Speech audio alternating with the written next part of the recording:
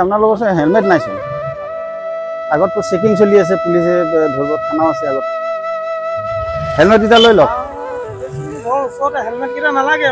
পইচা পাই একো দিব নালাগে লৈ লওক আপোনালোকৰ চেফটিৰ কাৰণে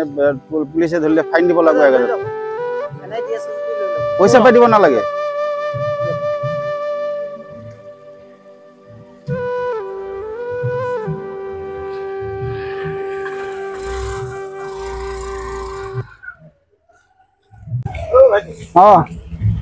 আগত কিবা চেক আছে নি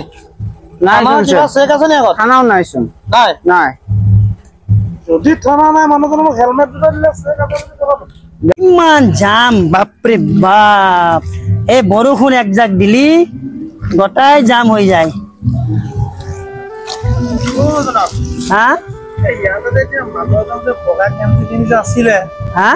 মানুহ এজন যে বগা গেঞ্জি পিন্ধি আছিলে ক'ত গ'ল হা মানুহ এজন যে ইয়াত বগা গেঞ্জি পিন্ধি আছিলে হেলমেট লৈ খাৰা হৈ মানুহজন ক'লৈ গ'ল এই মানুহজন যে হেলমেট যে দিয়ে আপোনালোকে হেলমেট দিছে নেকি দিছিলে বৰ দুখৰ কথা কি হৈছেনো ইহঁতৰ আজি 10 বছৰ আগত এখেতৰ ডাঙৰ ল'ৰাটো তাৰ মানে এই বাইকত এক্সিডেন্টত মানে হেলমেট নিপিন্ধাৰ কাৰণে এই বাইকত এক্সিডেন্টত মাৰা গৈছে সেইকাৰণে তেখেতে তাৰ মানে যিমান মানুহ দেখা পায়